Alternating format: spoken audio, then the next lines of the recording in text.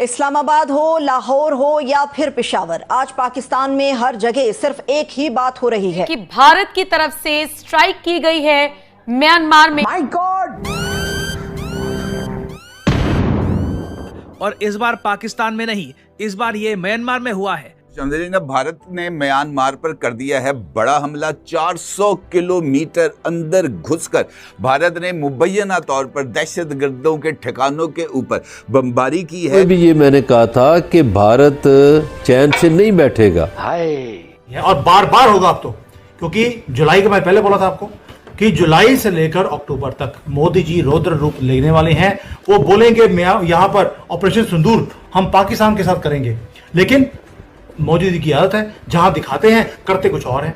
तो उन्होंने सिंदूर डाल दिया म्यांमार में जाकर में, और ये ड्रोन स्ट्राइक है और इसमें 100 से ज्यादा आतंकवादियों के मारे जाने की भी खबर है। बात भारत को ये रियलाइजेशन करनी चाहिए थी कि ये जंगे मसलों का हल नहीं है, उसको पाकिस्तान के साथ एक पुरअमन सियासी हल तलाश करना चाहिए था, लेकिन अब वो नहीं कर रहा, अब वो फिर जा रहा है। मुझे ऐसे लगता है कि ये जो कार्रवाई की गई है भारत की तरफ से, ये इनफैक्ट चीन, पाकिस्तान और बांग्लादेश को एक वार्निंग ही करार दी जा सकती है।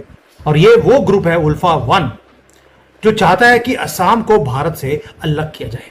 उल्फा की क्या औकात है यार, आप सोच के देखिए कि वो भारत से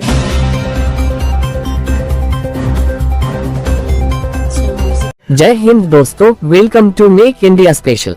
स्वागत है आपका पाकिस्तान की बर्बादी में। जी हाँ, तो आज की बर्बादी कुछ इस तरह है कि आज भारत ने म्यांमार में घुसकर आज एक ऐसा कारनामा कर दिखाया है कि जिसे देखने के बाद आज एक बार फिर चीन और पाकिस्तान दोनों ही छाती पीट पीट कर रो रहे हैं। जी हाँ, तो खबर कुछ इस तरह है कि आज सुबह ही करीबन 2 बजे के आसपास भारतीय सेनाओं के 100 से अधिक ड्रोन म्यांमार में जाते हैं और म्यांमार में छुपे उल्फा आई टेरर ग्रुप के कई ठिकानों को तबाह कर देते हैं। जी हाँ, उल्फा है यह वही ग्रुप है जो भारत को तोड़ना चाहता है, भारत से असम स्टेट को अलग करना चाहता है, और इस ग्रुप को प्रॉपर्ली सपोर्ट कर रहा था चीन, पाकिस्तान और बांग्लादेश।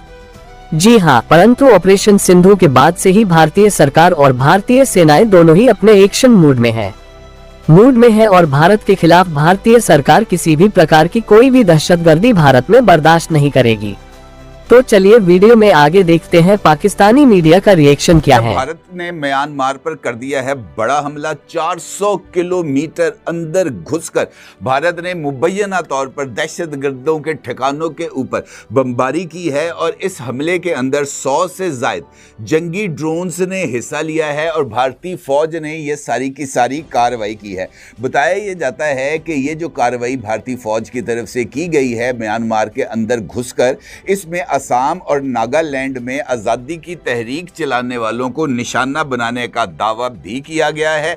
और बताया यह जा रहा है कि इस कार्रवाई के दौरान लिबरेशन फ्रंट ऑफ असम के सरबरा लेफ्टिनेंट जनरल निक्सून असम को भी निशाना बनाया गया है और उनके साथ साथ 20 अहम कमांडर्स को भी हलाक करने का दावा सामने आया है।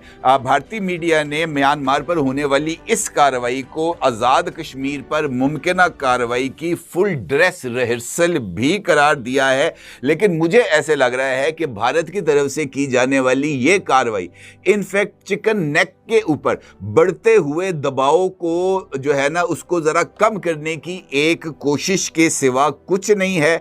बल्कि मुझे ऐसे लगता है कि ये जो कार्रवाई की गई है भारत की तरफ से, ये इनफैक्ट चीन, पाकिस्तान और बांग्लादेश को एक वार्निंग ही करार दी जा सकती है। और बार बार होगा अब तो, क्योंकि जुलाई का मैं पहले बोला था आपको कि जुलाई से लेकर अक्टूबर तक मोदी जी रौद्र रूप लेने वाले हैं।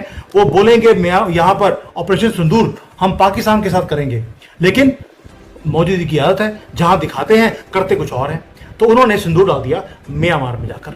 और ये हिस्टोरिकल दिन है, संडे का दिन, जब आप अभी रेस्ट कर रहे हैं संडे वाले दिन, लेकिन हमारी जो NSA है, हमारी सिक्योरिटी फोर्सेस हैं, रा है, वो रेस्ट नहीं कर रही थी। डीप डेंस फॉरेस्ट के अंदर जाकर जो जंगल्स हैं म्यांमार के, वहां पर प्रिसीशन स्ट्राइक किया गया हमारे ड्रोन्स के थ्रू। कोई फाइटर प्लेन नहीं किया, कोई आदमी नहीं किया, सिर्फ ड्रोन्स। और उसके बाद जो प्रिसीशन स्ट्राइक्स करे हैं, जो टारगेटेड हमने, जो टेररिस्ट के डेल में जाकर हमने घुस के मारना था, वो काम किया है। और ये वो ग्रुप है उल्फा 1 जो चाहता है कि असम को भारत से अलग किया जाए।